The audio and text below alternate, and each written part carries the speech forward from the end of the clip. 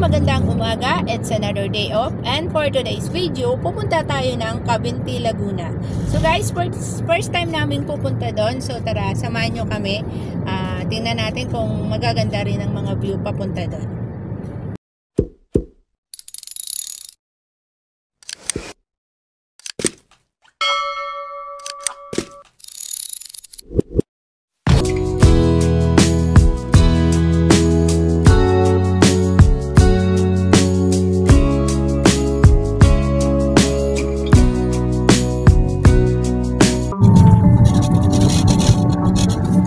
Guys, according kay Google Map, para tayong 7 minutes para makarating sa campsite.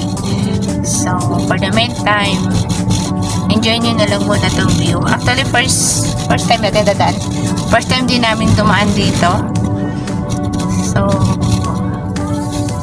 yung antok ko nawala kasi hindi familiar sa akin yung mga lugar. Hello guys, so yung nakikita nyo ngayon, ito yung papunta doon sa campsite na papuntahan namin. El Campamento de Flores. So from Municipal Nursery, hindi pa yun doon guys, sa may duluhan pa sila. Baybayin nyo lang yung yung maliit na daanan. So ito yun.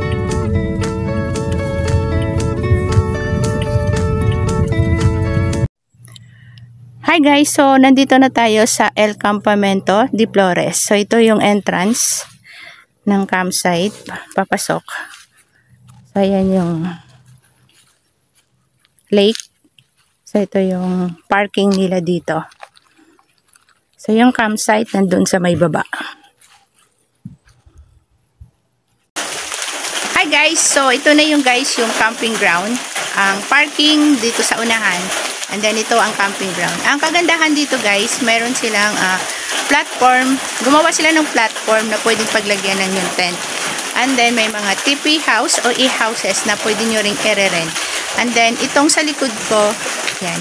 Dito yung staff na sa amin, na salubong. So dito na rin kami nagbayad at nagpa-register.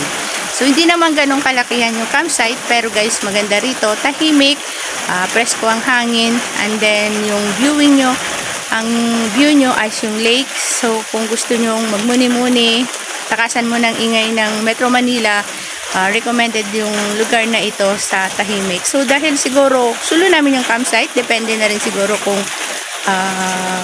marami, pero ang masasabi ko lang is napaka-solemn ng lugar, tahimik. So guys, kakarating lang namin dito sa campsite. So magluluto muna ako ng tanghalian namin. Dapat sinigang na salmon. Since hindi ako nakabili ng sinigang, sinabawang salmon na lang.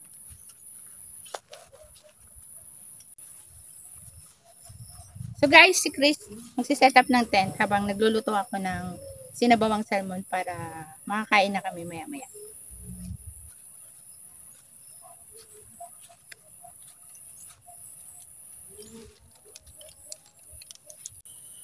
Guys, ito na yung sinigang natin na salmon. Nakalimutan ko dalhin yung takip, kaya ganyan lang yan. Pero, pakulo naman na siya. Guys, na-set up na ni Chris yung canopy. So, tent na lang. Saka umaambon.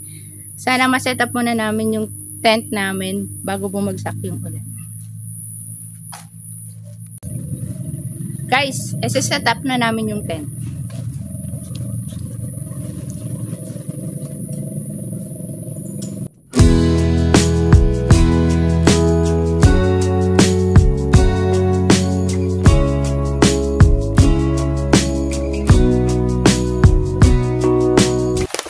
Guys, inabot kami ng ulan. Pero nakapag-set up na kami. Buti nga, may tent tayo. Oo, nabasa na rin ako. So, maliligo na lang din ako sa after nito. Pero kain muna kami. At least nakapagluto ako bago bumagsak ang ulan. So guys, habang kumakain kami, yan ang view namin. Lake. Hindi ko alam kung anong lake to, pero nasa Laguna kami. Di Laguna Lake. Lumakas yung ulan Mukhang papaliguin ako.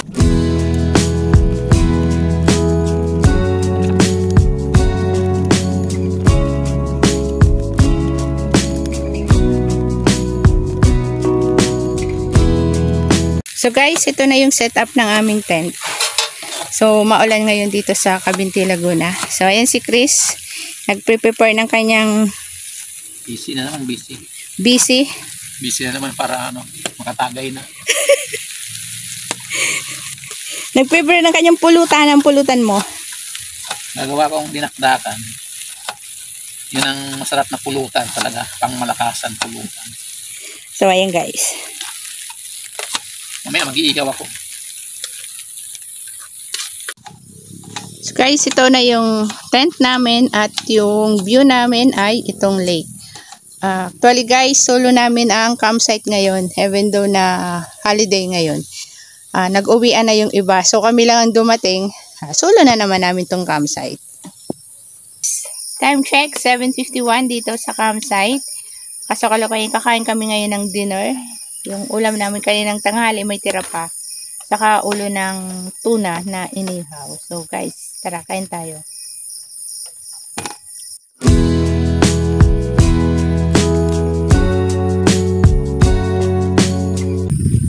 Hello everyone, good morning. Day 2 namin dito sa El Campamento de Flores, Cavinti, Laguna.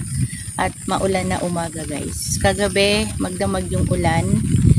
So, another milestone na naman ng tent namin. Nakasurvive. And then, sobrang lamig. So, hindi kailangan ng electric fan dito. Then, solo din namin yung campsite. So, sobrang tahimik. Ang ganda rito guys. Kasi, aside sa tabi kayo ng lake, sabi ko nga, solemn ng lugar. Siguro dahil kami lang yung campers ngayon, pero sulit, maganda rito. Kids friendly yung lugar, saka senior friendly din. Pwede dito yung mga senior sa mga bata. And then, tingnan nyo na lang yung view namin ngayong umaga.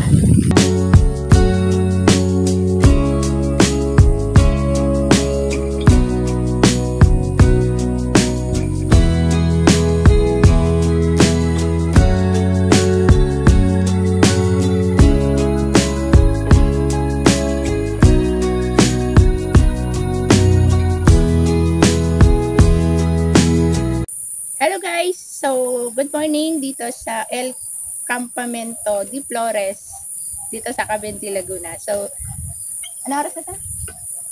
8:05. So, time check, alas 8 ng umaga at nag-umpisa na rin kami magligpit. Pauwi kami maya-maya. So, may problem lang kami ngayon.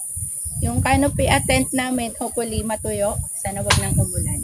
So, sa camping, kung meron may isang bagay na medyo mahirap, siguro is yung uwian. Kasi hindi mo naman basta-basta ililigpit lang yung mga gamit. Kailangan mo muna itong linisan bago mo itago kasi ma-stack na naman ng ilang araw o week sa loob ng sasakyan. Unlike pagdating nyo is labas lang ng labas tapos set up. So ngayon, kailangan mo munang maglinis ng mga gamit bago mo to i-stack ulit sa sasakyan. So sana hindi na umulan at matuyo, kahit pa paano matuyo yung canopy namin sa kanila. So, tara guys, maglipit muna kami. Hi guys, good morning. So, time check. Alas 9 na ng umaga dito sa El Campamento de Flores, Cavinti, Laguna. So, tapos na rin kami maglipit ng aming tent. Unfortunately, hindi siya natuyo ng maayos. So, baka pagdating sa bahay, ihang na lang namin. So, isa yun sa challenge sa mga nagka-camping once na maulan ang pagpapatuyo ng tent. And then, kung gusto nyo i-try dito guys, recommendable naman itong campsite nila kasi maganda. Mas napansin mo ng hangin, tahimik, and then malamig, hindi nyo na kailangan ng electric fan. And then, hindi rin kayo mahirapan once na malubat yung mga gadget nyo, marami kayong pwedeng pagsaksakan. Saka isang kagandahan guys dito sa campsite na to, kung pansinin nyo, may mga platform kasi slanting yung yung lupa dito. So, gumawa sila ng platform pang lagyan ng tent. So, hindi kayo na mahirapan na paghiga nyo slanting kasi naka-flat yung lupa. So, kung gusto nyo rito guys, i-message nyo lang yung Facebook page nila, El Campamento de Flores. Very affordable na campsite dito sa Laguna na napuntahan din namin. So, first campsite na napuntahan namin dito sa Cavinti, Laguna.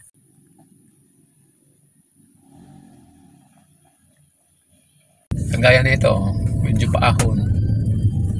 Hindi mo kita yung kung may kasalubong ka. So, yung challenge dito is one way lang talaga yung ano, yung daanan. So, pag may kasalubong, bigayan. Maghanap pa ng medyo maluwag yung space. Tatabi ka. Kagaya niya, no? Ipasok mo muna dyan paatras. Doon sa unahan, mayroon maluwag. Titigil ka muna doon kung may kasalubong ka. Padaanin mo yung kasalubong.